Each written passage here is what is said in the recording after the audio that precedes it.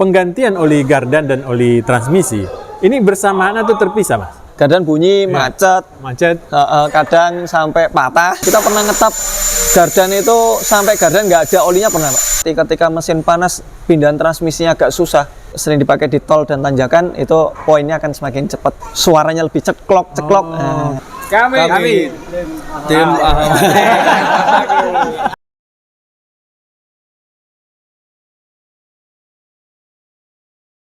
Assalamualaikum warahmatullahi wabarakatuh, Sobat Apedia. Selamat sore menjelang maghrib di kota Yogyakarta. Kita masih menanti maghrib di bulan Ramadan ini, tetap dalam keadaan fit ya. Kendaraannya kalau ada masalah, ada yang ingin didiskusikan, silakan hubungi telepon di bawah ini atau langsung datang ke bengkel AH Motor Yogyakarta, tidak jauh dari Terminal Jombo. Sobat Apedia, mari kita tanya Mas Hardi. Ini masih berhubungan dengan beberapa tema yang kita sudah upload sebelumnya ya. Nah, di sini ada beberapa mobil yang Ingin apa lagi?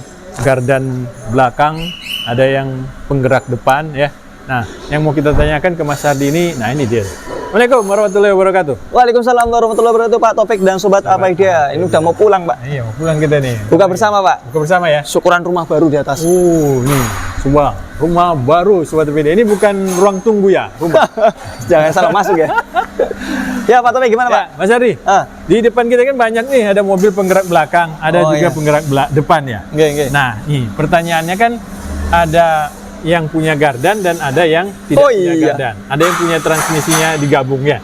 Jadi gardan tetap ada, Pak. Tapi ada jadi gardannya. satu sama transmisi, yang satunya terpisah. Nah, ini dia nih, ada yang masuk YouTube nih.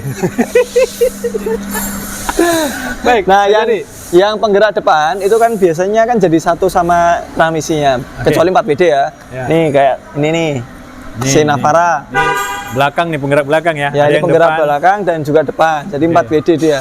Nah, 4WD ini kalau dia yang belakang itu biasanya dilengkapi dengan LSD. Nah, kalau yang depan biasa sih. Biasa. Kayak gitu. Hanya saja dia ada tambahan transfer. Oh ya, transfer ya. Itu antara oli transmisi, oli transfer sama oli gardan ini beda kalau yang model kayak gini. Tapi kalau yang dia penggerak depan, yang kayak ini nih kebanyakan di kita ada Estilo, ada Evali, ada Juke, ada baru Expander atau L12 ya, Livina, ada Brio, itu dia penggerak depan semua nih. Nah, penggerak depan itu dia jadi satu antara transmisi sama gardan. Sehingga oli transmisi, oli gardannya jadi satu. Kebanyakan sekarang kan udah multi ATF ya, Pak. Jadi satu oli itu bisa buat Matic S, Matic J, ada Matic D, ada Dextron 3, Dextron 6, itu bisa semua pakai. Kayak gitu. Sehingga kalau misalnya teman-teman Avanza Lama, Innova, Fortuner penggerak penggerak belakang ya. Dua penggerak belakang itu dia oli gardannya itu terpisah, Pak. Sehingga dia kebanyakan pakainya Roret TPA, itu biasanya pakainya itu. Kalau untuk yang depan itu oli transmisi manualnya, misal dia pakai manual, itu dia biasanya pakai 7585.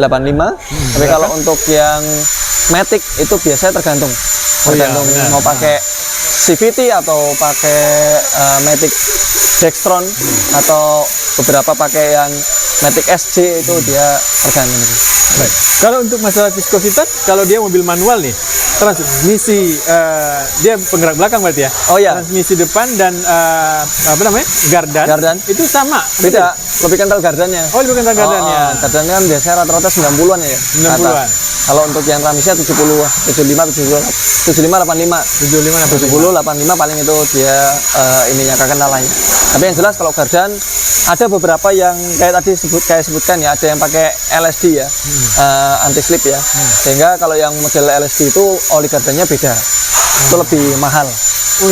Lebih mahal. Dan keuntungannya ya kalau misalnya dia slip itu dia maksudnya gini, kalau misalnya dia geraknya kena lumpur ya toh, itu slipnya kecil. Geraknya itu lebih bisa lembut kalau untuk yang pakai LSD gitu, Pak. Baik, berarti boleh tidak kita itu salah pakai yang aplikasikan di gardan, harusnya itu ada di transmisi? Oh ya, jadi kalau untuk kayak gitu biasanya jangka panjang sih. Jangka panjang. Kalau jangka pendeknya itu nggak ada masalah, hanya saja mungkin terasa lebih berat kali ya. Kalau misalnya oli gardan masuk ke transmisi terasa lebih berat, terjadi kebocoran karena dia tekanannya lebih gede. Jadi beberapa pertautannya itu jadi lebih berat, lebih panas, terus nanti bocor di seal as rodanya atau di seal propellernya itu mengalami kebocoran, sehingga kalau untuk jangka pendek mungkin 1000 sampai dengan 10.000 km nggak ada masalah, tapi lebih dari itu nanti akan timbul ini, biasanya timbul borosnya itu kerasa, terus sama bocor Pak. Bocor itu Pak. transmisi. Di ininya, di transmisi betul. Terus kalau untuk yang misalnya gardan ketukar sama oli transmisi ya kausan lebih besar. Oh, karena dia lebih encer. Lebih ya? encer. Oke. Kayak gitu. Baik. Nah, untuk penggantian oli gardan dan oli transmisi, ini bersamaan atau terpisah, Mas? Sarannya itu bersamaan. Oh, bersamaan. Sarannya bersamaan. Lebih enak bersamaan. Jadi perhitungannya lebih enak. Sebenarnya secara periodical maintenance ya, kalau kita bicara Navara saja, antara oli gardan sama oli transmisi itu beda, Pak. Lebih jauh mana? Lebih jauh gardannya. Jadi lebih cepat transmisinya. Tapi kalau biasanya kan pemilik mobil kan wes lah, daripada dua kali kerja. Ya, nanti salah perhitungan, yang mendingan dibarengin aja. Dan dibarengin juga murah kok Pak. Oli gardan, oli transmisi yang model penggerak belakang itu lebih murah biasanya, dibandingkan dengan oli matic ya. Itu lebih mahal matic ya. Gitu. Baik. Kalau kita tahu kilometernya berapa, Mas? Untuk penggantian oli 40.000 gardan. kilometer. 40.000. 40.000 kilometer itu untuk apa? Untuk oli transmisi.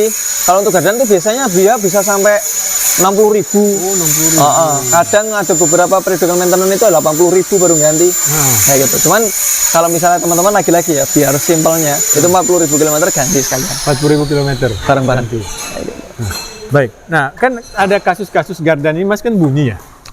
Gardan bunyi, macet, kadang sampai patah, bocor gitu bocor. ya. Iya. Nah, jadi bagaimana teman-teman sobat Alpedia untuk membuat awet? Iya, membuat awet sehingga nggak bunyi gitu. Pertama ya tentu oli yang dipakai. Terus perhatikan kebocoran. Dan kadang kalau mobil yang dipakai di medan berat, itu perhatikan juga seperti sering dipakai di rawa, itu perhatikan sealnya. Jangan perhatikan bearingnya juga. Itu jangan sampai bearingnya oblak, nanti kena gardannya. Atau mungkin seal asnya itu dia bocor, air masuk ke dalam gardan. Kita pernah ngetap gardan itu sampai gardan nggak ada olinya, pernah Pak. Dulu ada Nissan Navara, kita waktu kami di Banjarmasin itu, saya sempat dulu kerja di Banjarmasin, itu gardan itu tahu-tahu bolong. Karena pinonya patah, terus ngenain kena ini ya, serpihannya ya. Serpihannya, terus akhirnya menjadi bolong. Begitu dibuka udah ambiar. Tahu-tahu mobil udah nggak bisa jalan. Begitu dibuka udah ambiar. Dan ada juga kita ngetap itu kecampur kayak kopi susu, kecampur air. Itu gara-gara sealnya. Nah, sehingga perhatikan betul kualitas olinya, perhatikan betul kapan dia harus diganti, seal-sealnya, kemudian bearing rodanya. Kemudian yang patut diperhatikan adalah muatannya. Karena penggerak belakang itu kan beberapa mobil ya, kalau kita nggak bicara mobil-mobil penumpang, tapi mobil-mobil barang itu ada banyak yang asnya patah sehingga harus di welding, dilas ulang. Ada yang dia sampai ambrol pinion nanasannya, ada yang oblak, mulai dari propeller yang nggak diperhatikan hingga akhirnya gardannya yang kena. Nah, itu banyak sekali penyakit gardan, sehingga yang paling utama dan yang paling mudah itu adalah senantiasa mengganti oli secara berkala, karena nggak ada dipsticknya. Iya, iya, untuk ngontrol olinya itu nggak ada, sehingga ya wes lah parameternya 40.000 ganti, 80.000 ganti, itu lebih mudah. Kayak gitu. Untuk biaya berapa, Mas? Penggantian oli gardan. Oli gardan itu rata-rata dia pakainya kan di berapa liter? 1,7 sampai 2,7 paling Pak. Paling banyak-banyaknya 3 liter lah. 3 liter. Anggap aja 3 liter ya. 3 liter per liternya itu oli gardan itu rata-rata 90 sampai 150. Anggap aja paling mahal 150. 150 kali 3 450 sama jasanya mungkin 50 sampai dengan 100.000. Gitu, itu gardan. Kalau transmisi?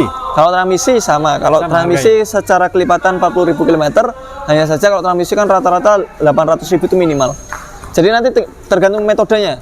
Misalnya dia transmisi matic, mau pakai metode kuras bilas, nah maka dia 2 kali penggantian tap. Jadi kalau misalnya tapnya dia 4 liter, dikali per liternya 150.000 udah 600, ya toh? Berarti kalau misalnya 8, 1,2 juta. Nah, gitu. Tapi beberapa mobil itu oli transmisinya itu murah-murah Pak. Misalnya kita bicara Evalia, dia kalau bicara flash itu 900.000. Itu udah termasuk jasanya. Itu udah pakai oli 8 liter. Kayak gitu. Jadi ya kisarannya antara 800 sampai 1,5 di setiap 40.000 km. Beda kalau CVT ya. Nah, CVT lebih mahal gitu. Kayak gitu. Nah, kalau untuk CVT ada beberapa menggunakan parameter poin penyusutan. Deterioration date-nya itu dia maksimal 100.000 poin. 100.000 poin. 100.000 poin. Nah, itu kalau dia kan bisanya poinnya itu terakumulasi, tentunya yang penyebab utamanya adalah panas. Jadi slipnya tinggi, panas, atau sering dipakai di tol dan tanjakan, itu poinnya akan semakin cepat. Bukan kilometer ya? Bukan kilometer. Oke. Akan semakin cepat.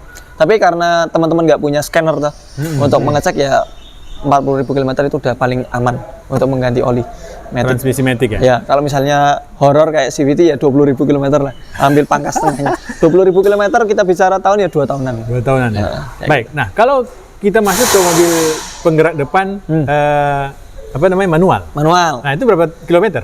Manual itu termasuk panjang, Pak. Kita kalau misalnya periode maintenance itu kan sebenarnya 80.000 km. 80.000 km. Dan itu kebanyakan makainya cuman paling 4 liter paling banyak. Kalau yang kita pernah temukan ya 4 liter. Atau, kalau mobil-mobil Jepang ya, itu 4 literan. Nah itu dia per liter itu paling harganya murah tuh, manual transmisi float itu rata-rata di 90.000 rupiah. Nah, kali 4 itu udah 360.000 tuh. Itu kalau sama jasanya 50 ribuan, ya paling 400.000. Itu setiap 80.000 km.